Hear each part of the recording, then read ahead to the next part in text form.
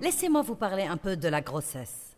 D'abord, la plupart des gens sont enthousiastes quand ils apprennent qu'ils attendent un bébé. C'est « Oh, nous allons avoir un bébé, un bébé !» Quand un homme dit cela, j'ai envie de lui dire « Ce n'est pas toi qui vas l'avoir. » Tu ne sais absolument rien de ce que c'est. Nous sommes enceintes, tu n'es pas enceinte. Ce ne sont pas tes hormones qui vont changer, tes chevilles ne vont pas gonfler. Aucun petit bébé ne va coincer ses orteils dans ta côte et te donner l'impression que tu vas te mettre à coasser.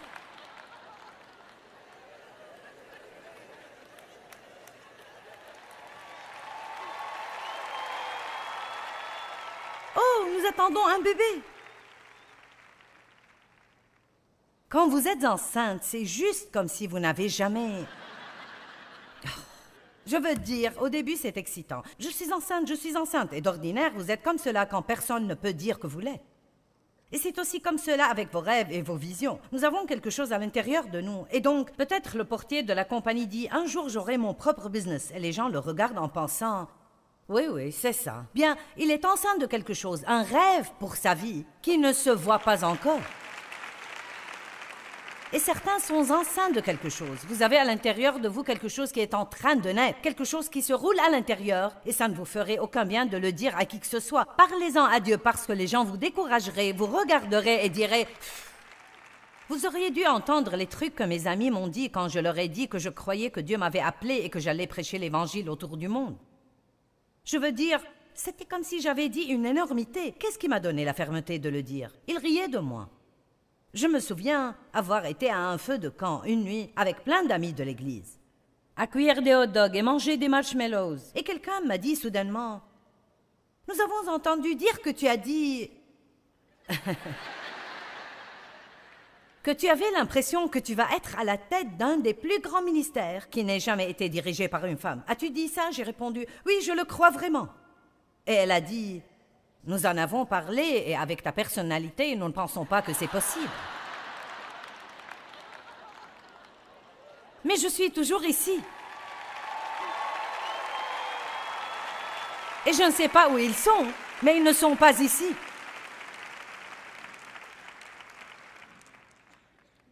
Laissez-moi vous dire quelque chose. S'il n'y a que vous et Dieu qui croient en vous, alors continuez de croire. J'ai dit, s'il n'y a que vous et Dieu qui croient en vous, alors vous devez continuer de croire.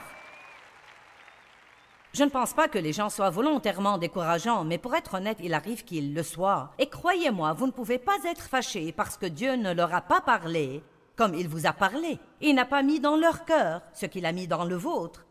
Et à moins que Dieu n'ouvre leurs yeux, ils ne le voient pas. Portez votre bébé jusqu'à son terme. Vous n'allez même pas avoir l'air enceinte pendant longtemps. Avons-nous ici quelqu'un qui est enceinte de peut-être 1 ou 2 mois? Il y a quelqu'un? Allez, quelqu'un, est-ce que vous pouvez venir ici très vite? Venez ici. Allez, très vite. C'est votre moment de gloire. Vous allez être une star.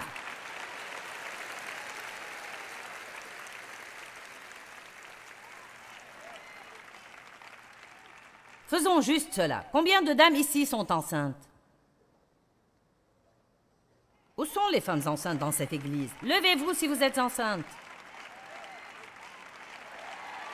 Est-ce que j'ai quelqu'un? Allons, j'ai besoin de vous. Maintenant, est-ce que nous avons quelqu'un qui va accoucher très bientôt? Quelqu'un qui est enceinte de 9 mois, par exemple? Enceinte de 10 mois?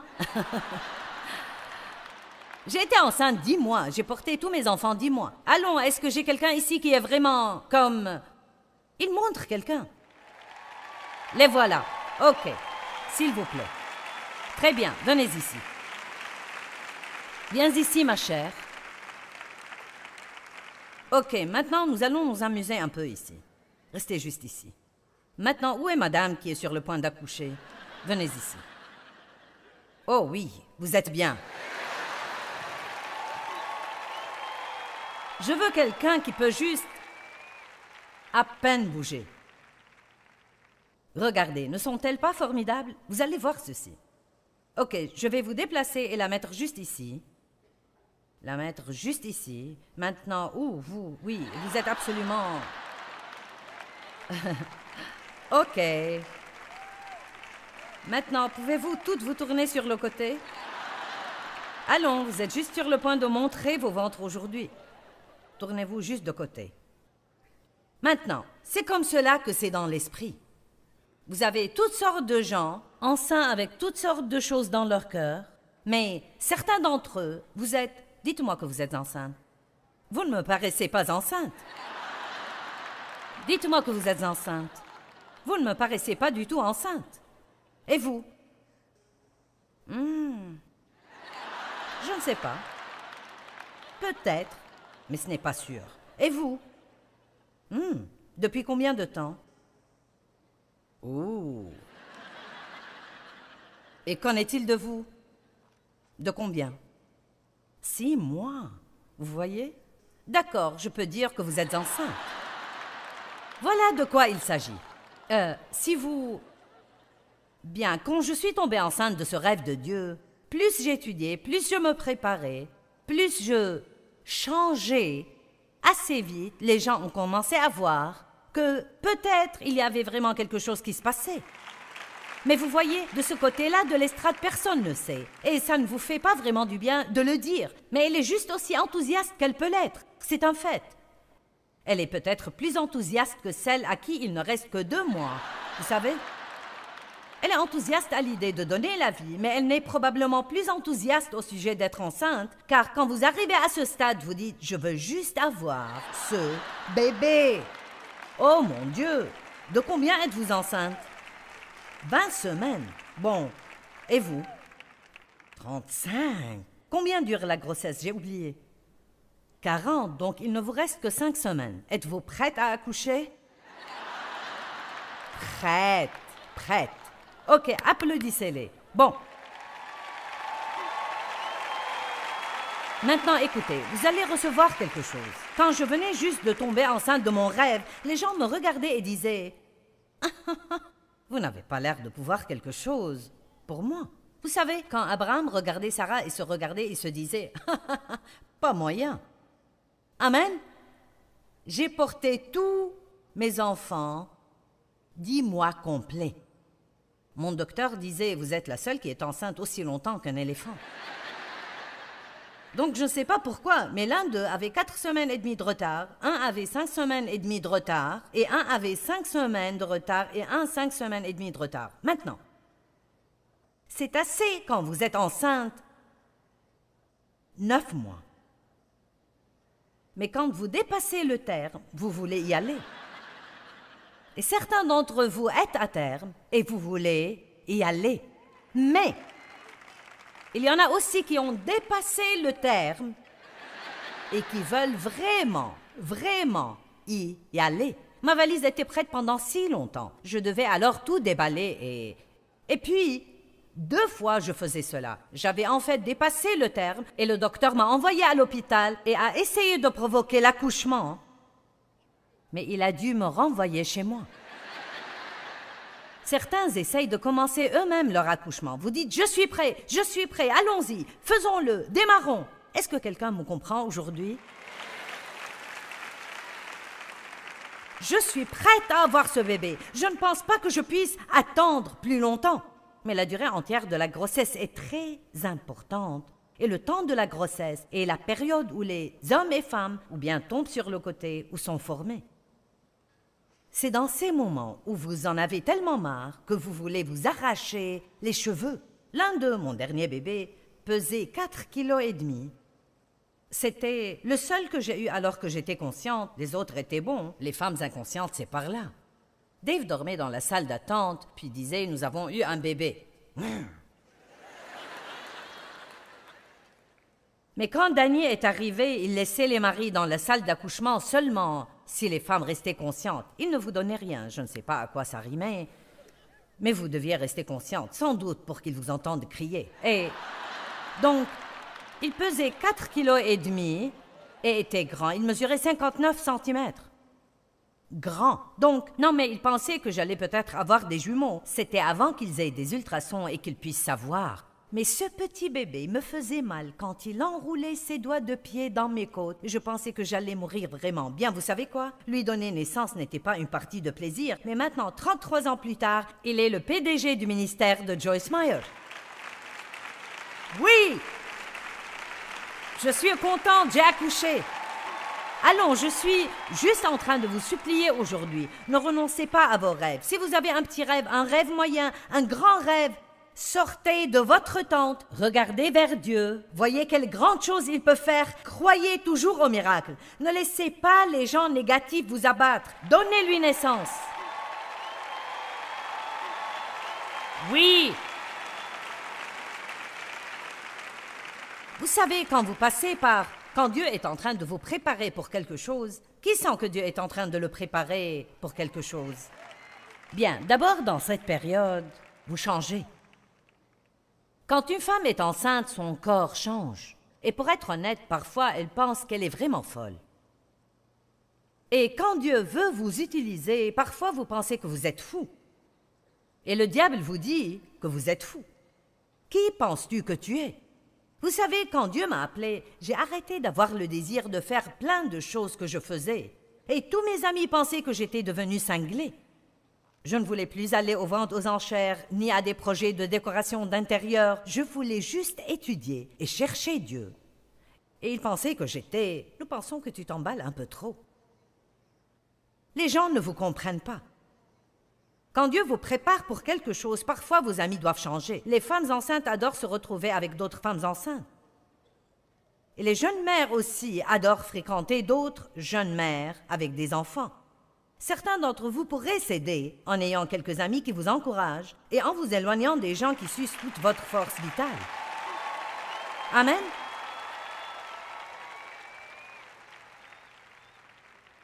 Quand vous allez avoir un bébé, vous devez changer certaines habitudes. Et vous devez changer votre façon de penser sur plusieurs choses. En fait, quand vous allez avoir un bébé, je parle au plan naturel et spirituel, vous devez laisser votre ancienne vie. Quelle que soit la chose que vous voulez faire pour Dieu ici, ou disons tout simplement que vous ne voulez plus être endetté car vous n'avez pas tous une vision pour un ministère et ce n'est pas un problème. J'utilise ça parce que c'est ma vie, mais ça peut être n'importe quoi d'autre. Disons juste que vous êtes très endetté et qu'aujourd'hui vous vous dites, vous sentez que quelque chose remue en vous. Peut-être je pourrais ne plus avoir de dette. Peut-être que je pourrais même avoir une voiture neuve, et que je pourrais la payer comptant. Peut-être que je pourrais être une de ces rares personnes qui peuvent acheter une maison et la payer en entier. Peut-être que je pourrais en arriver à ne pas avoir de traite à payer chaque mois.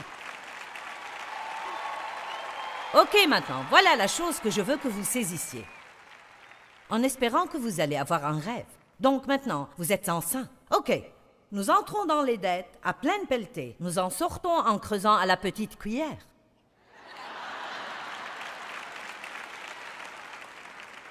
Vous allez devoir changer de vieilles habitudes. N'achetez pas quelque chose juste parce que c'est en solde alors que vous n'en avez même pas besoin, en laissant le diable vous dire « Ne manque pas ça, tu vas économiser 50%. » Non, vous avez perdu 50% en achetant cette chose-là. Je ne vais pas enseigner sur les dettes. C'est un temps de préparation. Jésus est passé par des temps de préparation. Matthieu chapitre 20, versets 20 à 22. Ok. La mère de 2 garçons vint à Jésus et lui dit, « Seigneur,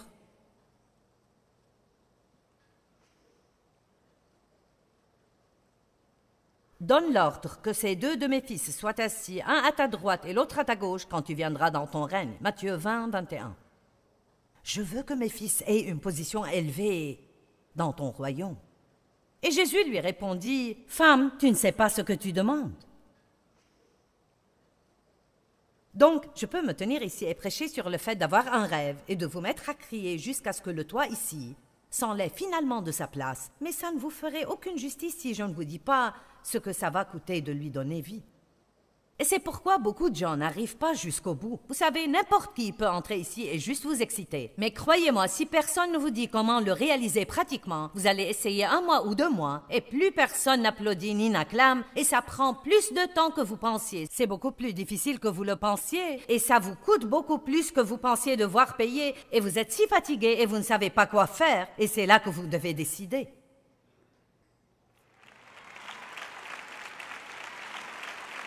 Amen.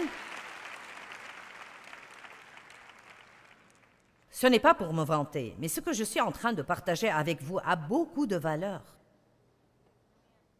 Je me sens très forte au sujet de ce que je partage, parce que le peuple de Dieu ne devrait pas tout le temps être soumis à quelque chose. Nous pouvons crier que nous sommes la tête et non la queue, mais il est temps que nous devenions la tête et non la queue. Amen. J'ai partagé hier soir sur des choses concernant les derniers temps et comment le monde devrait nous considérer et nous voir. Vous savez, exactement au milieu de toutes les plaies d'Égypte, les enfants de Dieu vivaient dans un lieu appelé Goshen et ils continuaient de croître et de se multiplier et d'augmenter leurs possessions. Nous ne devons pas avoir peur de l'économie. Les économistes ne peuvent pas dicter à Dieu ce qu'il peut nous faire.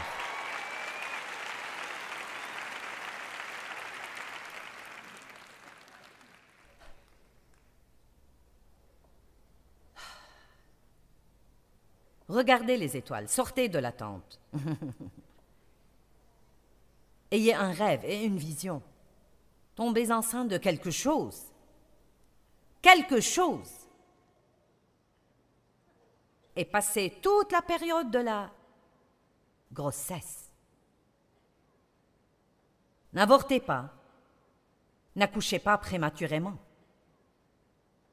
Oh, nous voulons toujours le faire par nous-mêmes, comme Abraham. Bon, le bébé met trop de temps, alors j'ai une idée. C'était l'idée de Sarah. Les femmes ont beaucoup d'idées brillantes.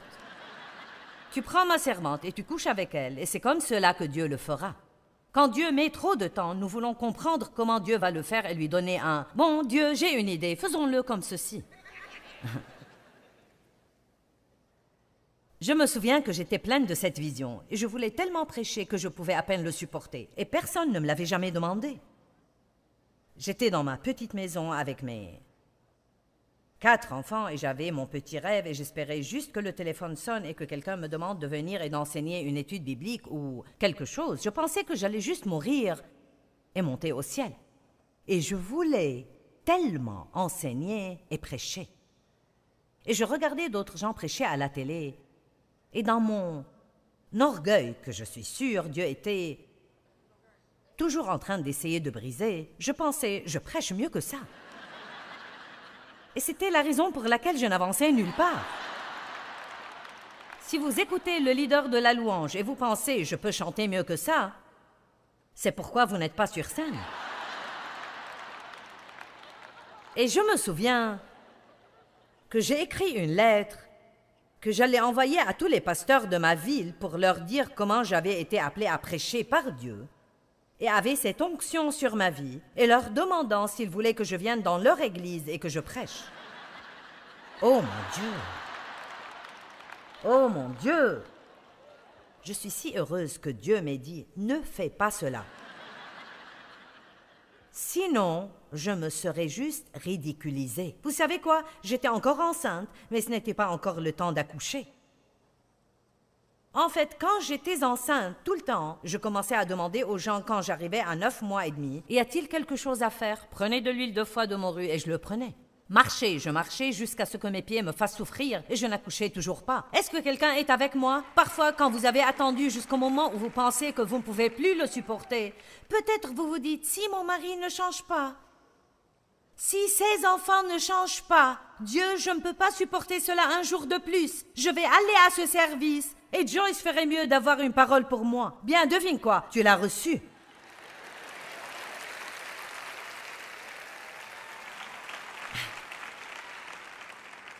Maintenant, rapidement, il y a plein de choses qui arrivent quand vous portez cette chose de Dieu et que Personne ne peut vous aider. Nous nous fâchons contre les gens parce qu'ils s'en fichent de nous. Allons bon, et pour être honnête, les choses par lesquelles vous passez, personne ne peut vous faire sentir mieux parce que c'est Dieu qui est en train de le faire en vous. Vous ne le comprenez même pas. Mais vous devez tenir bon et laisser juste Dieu le faire. Quand Esther est allée dans le harem du roi, elle y est allée avec la vision d'être utilisée pour délivrer le peuple de Dieu d'un désastre imminent. Et je n'ai pas le temps de faire le tour de tous ces domaines, mais il y a tant de choses merveilleuses là-dedans. En Esther, chapitre 2, verset 12, « Le tour de chacune des jeunes filles d'aller chez le roi Assuérus, après avoir employé 12 mois à s'acquitter de ce qui était prescrit aux femmes. Donc, la fille a attendu 12 mois. Elle n'était même pas enceinte, elle était enceinte 12 mois, c'est pire que moi. Car c'est ainsi que s'accomplissaient les jours de leurs préparatifs. » Vérifiez que vous compreniez ça, ne me faites pas répéter. 12 mois. Elle se préparait et faisait des traitements de beauté avant de pouvoir entrer voir le roi.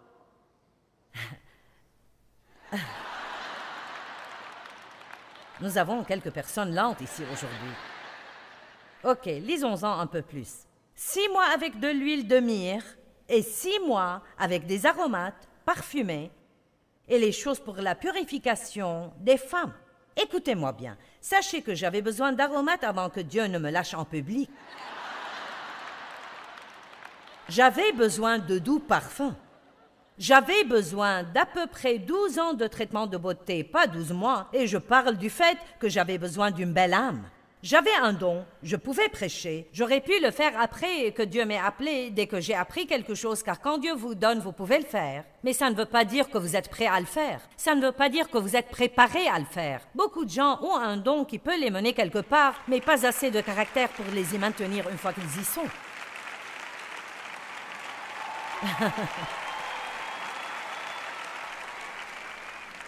Vous savez ce qui est en train d'arriver à beaucoup d'entre vous maintenant? Vous recevez des traitements de beauté. C'est si bon, je peux à peine le supporter. Vous recevez des traitements de beauté. Je veux dire, Dieu est en train de travailler sur vous. Il change votre façon de parler, il change votre façon de penser, il change votre façon de vous voir. Il change le plaintif en adorateur. Vous n'êtes plus un critiqueur, mais quelqu'un qui complimente et trouve le bon en tout le monde et en toutes choses. Traitement de beauté, nous en avons tous besoin. J'aime cela aujourd'hui. 1 an de traitement de beauté. Jésus et Jean-Baptiste avaient eu des années silencieuses. Que veut dire années silencieuses? Des années pendant lesquelles ils avaient quelque chose en eux. Jésus savait ce qu'il était venu faire et pourquoi il avait été envoyé. Personne d'autre ne le savait et ne le comprenait. Nous le voyons être consacré quand il a 8 jours. Nous n'entendons plus un mot de notre beau Jésus jusqu'à ce qu'il ait 12 ans, quand il est consacré au temple. Bon, et c'est tout? Où était-il toutes ces années? Tout ce que la Bible dit, c'est qu'il grandissait. Et vous ne le voyez plus entre le moment où il a 12 ans jusqu'à ce qu'il commence son ministère public. Donc encore 18 ans complets de passé, et tout ce que la Bible dit, c'est qu'il grandissait. Jean-Baptiste avait un appel de Dieu sur sa vie depuis le départ, et il a été envoyé dans le désert pour vivre comme un homme sauvage. Et tout ce que la Bible dit de lui, c'est qu'il grandissait. Et quand il est sorti, il était un fort et puissant homme, criant et même hurlant « Préparez le chemin du Seigneur !» Dieu peut-il compter sur vous pour accoucher? Certains d'entre vous, votre bébé est engagé. N'oubliez pas, la grossesse est très inconfortable, mais l'accouchement est plus difficile. Et tout ce que le docteur dit, c'est « poussez !» Vous les femmes, si vous avez déjà eu un bébé et qu'un docteur vous a hurlé dans la figure poussée, alors que vous sentiez que tout en vous s'est mis sens dessus, dessous, une femme peut devenir violente. Quand elle se met à crier « Je te tuerai si je tombe encore une fois enceinte !» Je veux dire, les femmes font des choses étranges, mais oh là là, quand vous avez le bébé. Oh, laissez-moi vous dire que quand vous avez le bébé, ça valait vraiment le coup. Je veux dire, le bébé vous fait juste fondre et alors cette chose que vous pensiez que vous ne referiez jamais pour 1 million d'années, ce n'est qu'une courte phase et vous pensez « Chérie, j'aimerais avoir un autre bébé. » Et vous savez quoi? Je peux dire honnêtement que je pense que j'ai eu des bébés toute ma vie. Des bébés spirituels, un après l'autre, après un autre, après un autre. Et chaque fois, vous devez passer par quelque chose, mais oh là là, que ces bébés sont mignons. Pouvez-vous le porter jusqu'au bout? Quelqu'un donne à Dieu une grande louange. Vous savez, accomplir un rêve donné par Dieu n'est jamais facile. Mais ça vaut les efforts et les sacrifices que ça peut nous demander. Ne renoncez pas.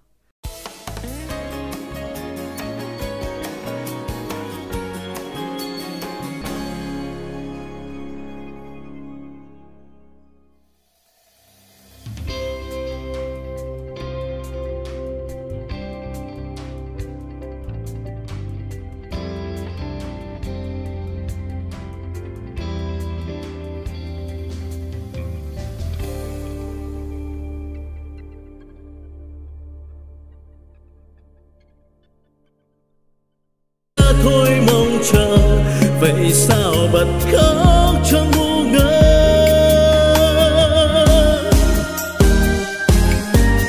Vẫn thế đây bao lâu nay em không hay, chỉ một mình anh ngồi khóc. Nước mắt đây riêng nơi đây em không hay, sự thật là anh nhớ em. Người giờ đã xa, lời hẹn ước đâu rồi, nước mắt đây rơi biết bao lâu thì khô. Vẫn thế đây bao đêm say em không hay, từng giọt buồn sao mặn đắng. Nhưng lúc ấy anh loay hoay trong cơn say, lại nhầm rằng em ở đây. Người giờ đổi thay, tình mình vẫn đong đầy. Thế mới biết anh vẫn yêu em, vì sao tìm quên chốn xưa ngày ta quen.